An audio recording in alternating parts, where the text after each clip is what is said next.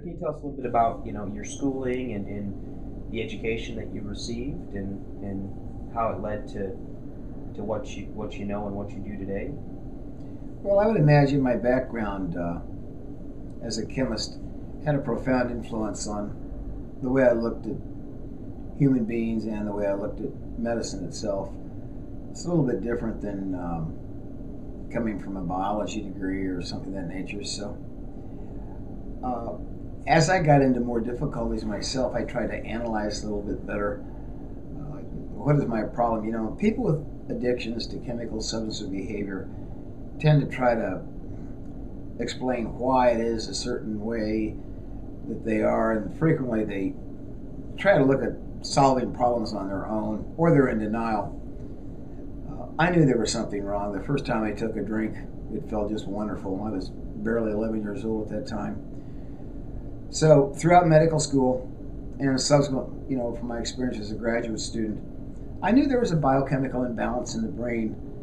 And in fact, there's an electrical and a chemical imbalance in the brain. So the way I treated addicts and alcoholics, I looked at the difference in the electrical and chemical balance of the brain. And in particular, the more I learned about addiction medicine, and I was certified by the American Society of Addiction Medicine, I realized that there's a pleasure center dysfunction, along with a multitude, a constellation of neurotransmitters and hormones and receptor sites that contribute to addictive disease.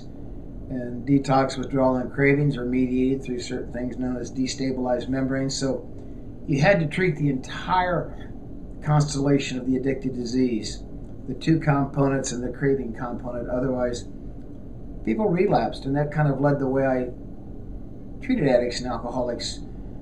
And starting in the 80s all the way through into the 2000s, I followed that treatment model, and it was very successful. So what would you say the success rate was of people who work with you versus like alternative programs? Well,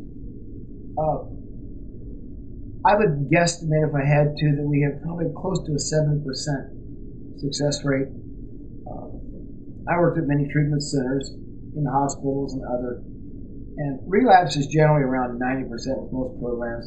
I think another big factor that helped me with my patients is that, I don't care if your addiction is to overeating, pornography, cocaine, alcohol, you don't get to that stage overnight.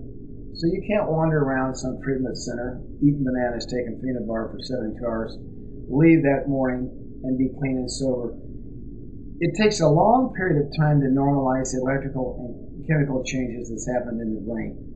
So the other big component that I relied upon in my treatment was a long-term treatment to try to correct the problems that the person had with non-addictive medication over a period of a year and a half to 2 years, maintaining that treatment to guard against relapse. Because relapse happens 90% of the time, and the person's just right back in the same pickle. Usually even worse. If you don't treat long-term, you're not going to get long-term success. It's just that simple. So what would you say some of the things that you were doing in your practice that was maybe more unique to what the alternatives were that were? Well, I still included some of the more traditional methodologies. I think the 12-step program, or any sort of a support structure, is excellent and should be a component of the recovery package, and I strongly recommend that as well. But early on, a lot of the work that I did, I worked with some physicians and pharmacists who were in the recovery program, and they basically kind of came to me or else. So I started out using prescription meds that kind of augmented dopamine in a non-addictive way, and then I also combined my prescription meds that increased dopamine with membrane stabilizers. And I use that for patients who are addicted to stimulants, stimulating drugs or behaviors. And then the other group of people, I used certain medications that would address the mood changes relative to those neurotransmitters, and also the analgesic aspect of it. This group of people were addicted to sedatives and hypnotics or analgesics.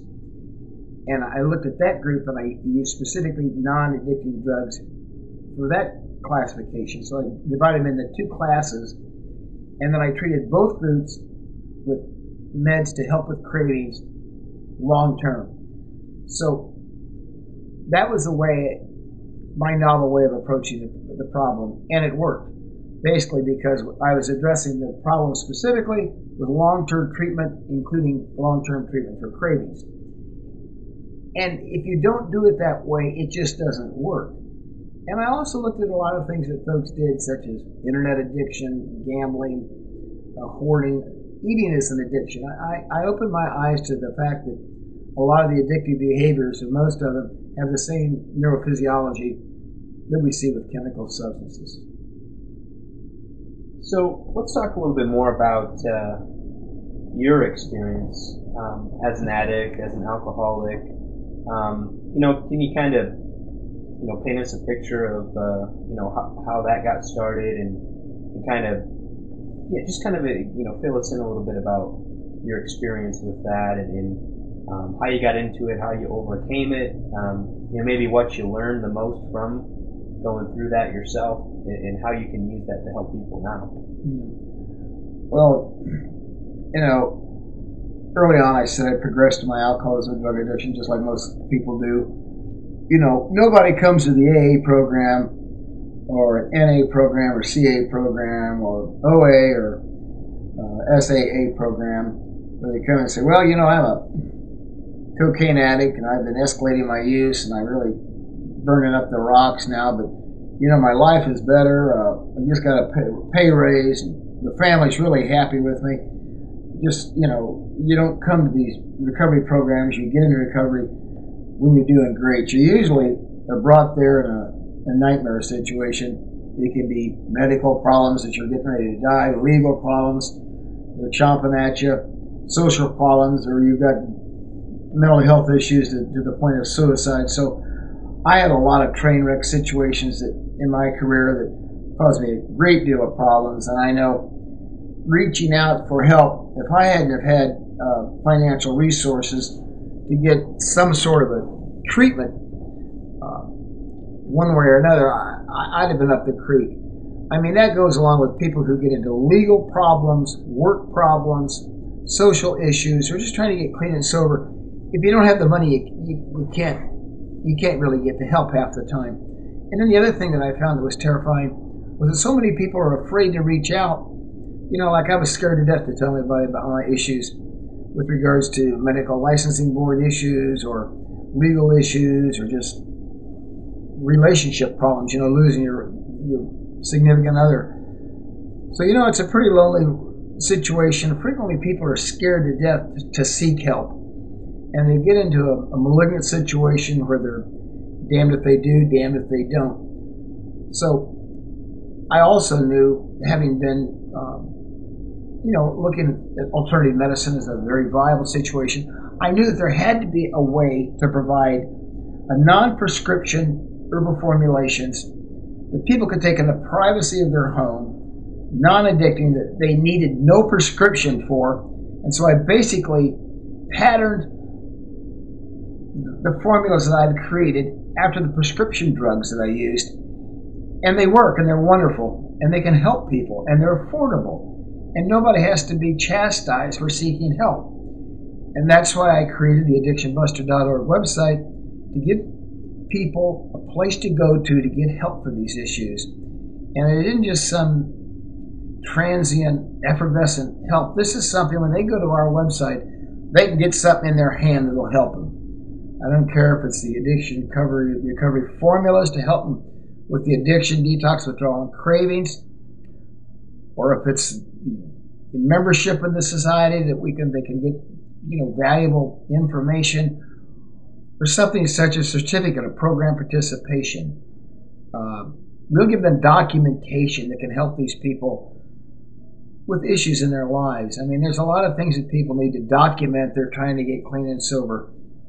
That's affordable and professional, and they can get in the privacy of their home.